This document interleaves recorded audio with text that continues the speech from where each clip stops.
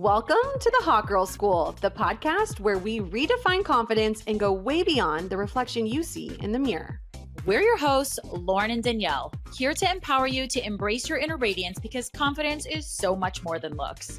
Whether you're strutting into an event or conquering the boardroom, join us as we explore topics like self-love, inner strength, and owning your unique journey to confidence. So grab your favorite drinkie and turn up that volume because you're about to unleash your true potential.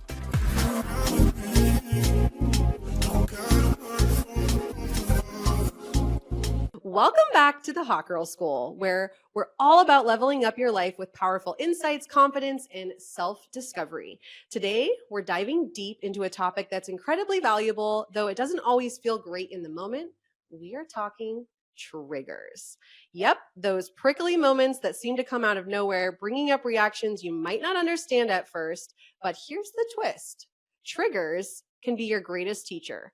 So if you're ready to understand why you get triggered, what those feelings mean, and how to actually use them to heal and grow, this episode is for you.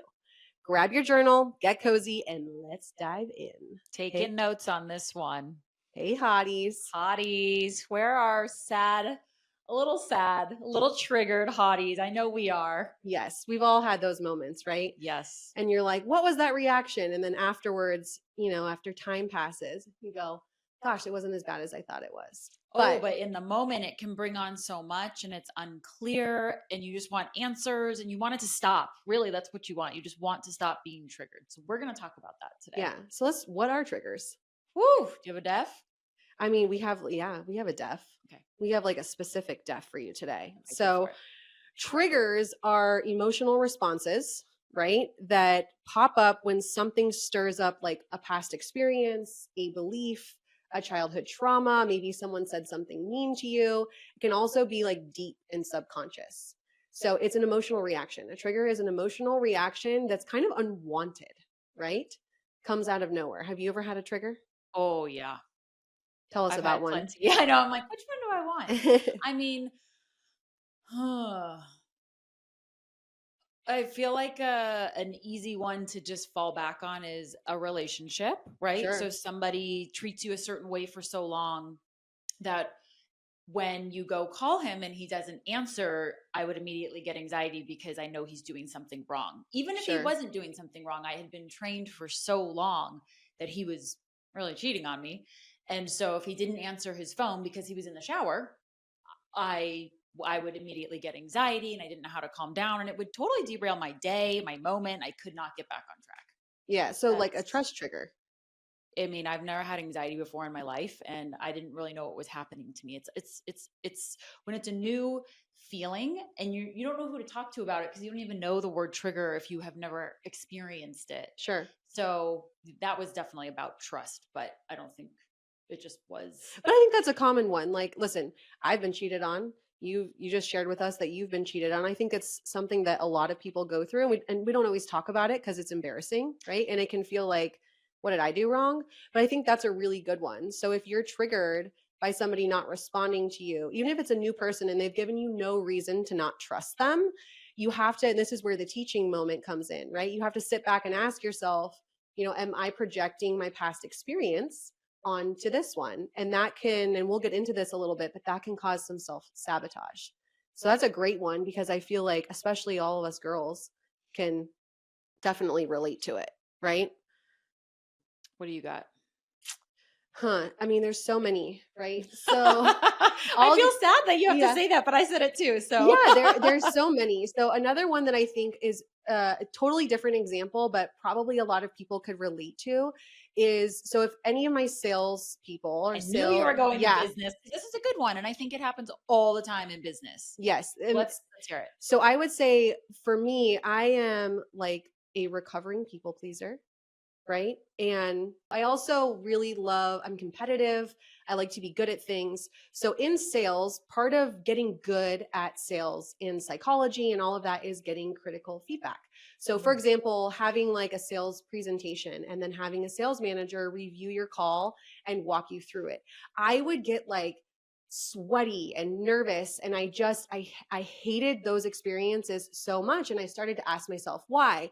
And the purpose of those is not like, the purpose of that experience is not to be like, you're amazing, you're doing great. It's the purpose is to look at where can you improve, right? So in that experience, what's going to happen is they're only going to talk about the bad The stuff, negative.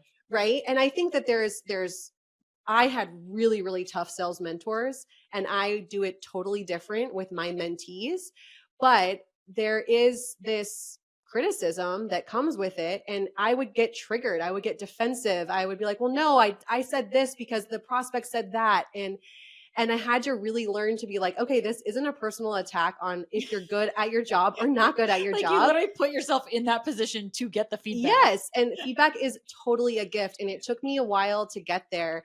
And now I'm always like, "Oh my gosh, tell me all the ways that I can get better." Like I seek that out, and I'm no longer triggered because I healed that by going, "All right, what can I learn from this?" But I think that especially if you're early on in your profession of any kind, when you're being mentored, the purpose is to talk to you about areas that you have improvement or where you can grow. So I think if you're feeling triggered by that, you need to go, okay, like this is meant to teach me. You're taking it personal and you shouldn't. Well, hot girl school rule number 1, don't take it personally. But number 2, we're both perfectionists. And when you have that perfectionist personality, you're tried so hard the first time to be correct. So when someone Yeah. comes and pulls you apart and just like unravels everything, you're like, wait, no, that was like literally so good because you really did put your heart and soul into it, I'm sure. So Well, to and it hear would the be like you feedback, close the deal. So you're like, wait a second, you're pulling me apart, but I got the deal. Right. And so that part too. think of Yeah, it that's that way. confusing. Because you're like, Yeah. no, like you have nothing positive to say, but that's not the purpose of I mean, they should be. If they're a good There should mentor, be both there in there. definitely should Yeah. be. My mentors were harsh, but I learned a lot from it. And I'm grateful Correct. for that. Now. Yeah. In the moment, there were times I would leave and cry. Of Like course. yeah, Which there is a lot to be said for the way that something is delivered because you don't know, and I don't want to get like too PC over here, but you don't know how somebody's going to take something. You don't know what their past experiences are. You don't want to treat everybody soft because I do think that tough love and tough criticism, it shapes you and molds you to be a better person. 100%. That thick skin that we've talked about in other episodes is a little, it's needed here, but this is where it's developed. Yeah. Yeah. So I think those are two, like, I think those are great ones that we can think about. Okay, so now let's talk about like how to recognize if you're triggered. And sometimes it's easy, sometimes it's not. It's like that surge of emotion. But let's talk through like, and maybe we just share some experiences and then we'll talk through some other ways that you can feel triggered so that you can start to take notice of it. Because a lot of times what happens is like for me, the example that I just shared, I didn't realize that that was a trigger for me in the moment. It took a lot of self development work to Hmm. get there. So I think that it might be helpful to start to call out some of the ways that triggers like feel in your body. So you can start to be intentional about noticing your triggers. Yep, mine is anxiety, but it's a certain form of anxiety. As I stated, I don't get anxiety, but mine would either be that deep breath that needs to be had that I could not get. Like, right? Sure. And it would never was like a hyperventilating thing, or it would physically be my whole body shaking. Yeah. What were I yours? mean, I think that mine, it depends on the trigger, right? So I feel like we'll use the break down the example. So like being cheated on and having that trust factor, that one brings up more like anxiety and like lots of rapid thoughts, looping thoughts, can't really break the cycle, right? Where it's like totally throwing you off track for your day. But then there's other triggers that would be like anger or feeling like angry, but also agitated, like annoyed, right? Yeah, annoyed. I would say there's a little bit of why am I dealing with this? So I would say that's shame. Like Yeah, I know better than this. Like you acknowledge that this is wrong, but you're still choosing to move forward. for sure. That would be the shame. Obviously you have guilt for staying, that you're allowing yourself to be treated like this. Um what else do you have? I'm Well, trying to I think, think. I mean, some other ones that these are just other ones that like research based would say is like your stomach drops, you start breathing rapidly. You might shut down. Like some people, it's that triggers that fight or flight, right? So you might retract and retreat and shut down, not have any words for it because of the trigger. So as you start to, I'm sure anyone can relate to one of the Of examples that we've course. shared, right? Yeah. So what is really important to start identifying your triggers and then being able to ask yourself, what can I learn from this, is to first start to pay attention to how you feel, how it feels in your body, to then recognize that, oh, this might be a trigger of mine that needs some work. You're saying that it could be misconstrued as I'm having this outburst for this reason, but really it's a trigger. Yeah, Like if a parent does something repeatedly and then your significant other does it, you're like strike out, and then all of a sudden it's a trigger, but you're not calling it a trigger because you don't know that it is a trigger. You just think I'm mad at him for this. correct. Okay. And it could be like, that's a good example of even like if you cut people off, right? If you just like, Scorpio vibes right yeah, there. if you just cut people off and you don't have a conversation about it, like that's a trigger. That's coming from somewhere. And if you really are wanting to heal and get better, you got to first take note of the trigger, right? So now that's where, like, once you are aware of the trigger, that's where the gold starts to happen. That's where it's like, okay, I'm aware of it. Now what?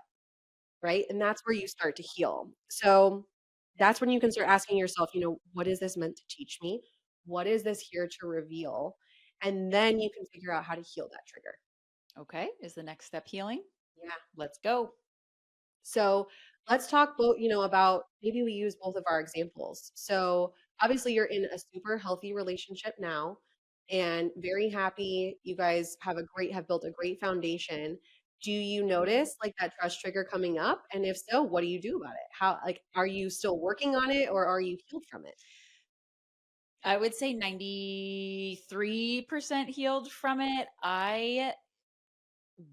The only way I can describe it is I see myself going down the old path and using the old patterns and being upset in the old ways. And I know that I'm doing it and I cannot stop myself. Okay. And I don't like that. And so sometimes I have to stop and I have to untangle.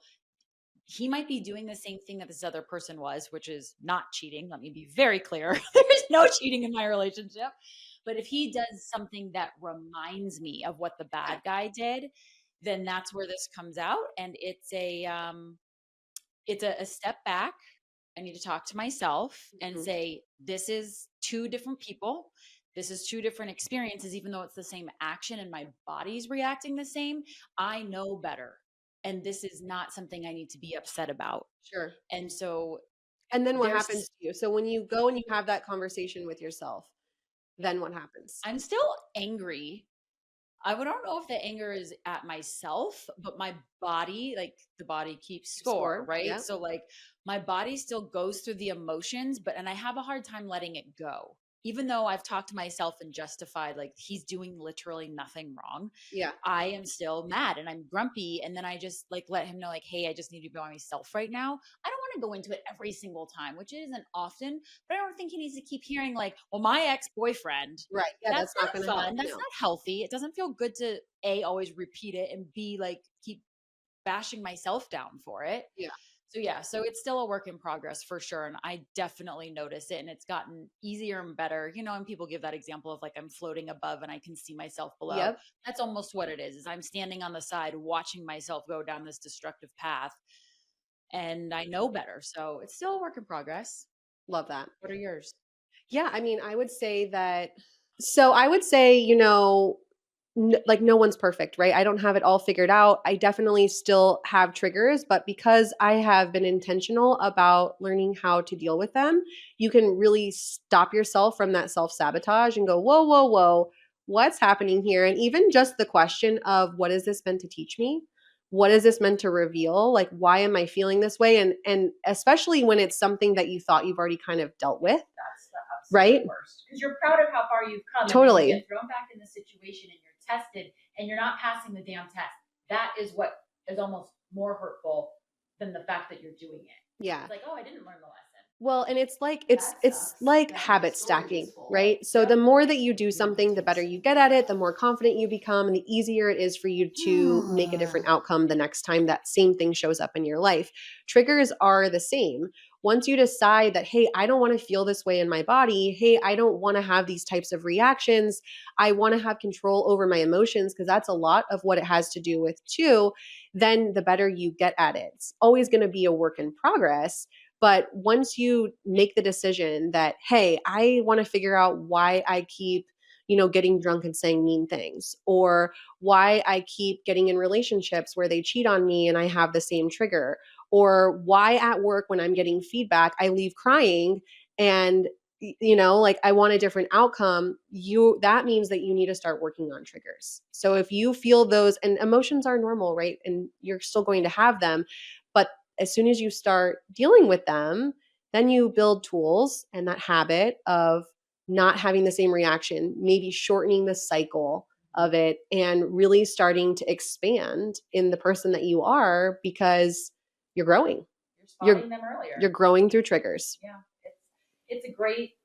It's not a fun journey, I would say, at least from my experience. I hope you agree with that. Oh yeah, triggers aren't fun. It's not a fun thing to do, but it is so beneficial, and years down the road, your future self will thank you for going through all the hard stuff and making the decision to really implement what you learn, whether it's through YouTube, friends, counselors, whoever, because there's so much to learn about them. And I don't feel like this is one you can do without help. Yeah, and I mean, really, healing is in your hands, right? It's up to you to make the choice to heal. And you can work with friends, you can work with a therapist, but the moment that you decide that you want a different outcome is the moment you have an opportunity to get one. It will fall in your lap. The right people will show up. You will feel almost like a weight is lifted off your shoulder, right? It's like choosing to be happy. The people who are happy, the people who are stuck in their shit and they wallow, they are choosing to stay in that because they would rather be uncomfortable in hell than happy in heaven, but they're not happy. They're not willing to get to the happy side. They just want to stay in what's comfortable and what they know. Yeah. Instead of just, let me try a different route where I'm happy, I'm at peace. People don't want that. They like to stay in the shit. So we're encouraging you to please do something good for yourself. Yeah, and it can be starting with, sometimes people are like, I want to improve my life, or I want to change. And an easy place to start is triggers, because we all have them. We all get triggered by something. We've all had shit that we've been through. Anybody that's around you, if they're acting like their life is perfect, they are fucking lying. So let's get that clear. And, just you have to make the choice. You have to go, I want something different, and I'm willing to do the work and make a change to get a different outcome. And sometimes it does include cutting people off, not in a black and white manner, but it is like taking that inventory of your friends or family, coworkers, whoever. Yeah, your job. Your job might not be a good fit. To yourself, I don't feel good after hanging out with this person. This person always makes me feel like this. Mm-hmm. And start to notice, just be present. And that is a trigger. There's something about that friendship that is triggering you. And it doesn't necessarily have to be like a past drama or something like that. It could just be simply like your values aren't aligned. Or who they are, how their energy is, how they speak to you. Maybe there's just certain things that just don't, you're like, and that's okay. I just don't feel good around that person. And it's okay to just kind of slowly maneuver your way out of the relationship. Yes. All right. So as we wrap up today's episode, here is a quick recap. Triggers are those moments that feel intense and emotional, but they're always your biggest teachers. So shining a light on areas that need healing or need compassion. When you notice these triggers, let yourself feel them without judgment. Dive deeper to understand what they're trying to show you. And remember, only you have the power to heal. The process to your path of self-discovery and growth is up to you. So if you love this episode, make sure to subscribe, share it with a friend, and leave a review to help other listeners find us. Thank you so much for joining the Hot Girl School. And let's get to healing, hotties. Ta-ta.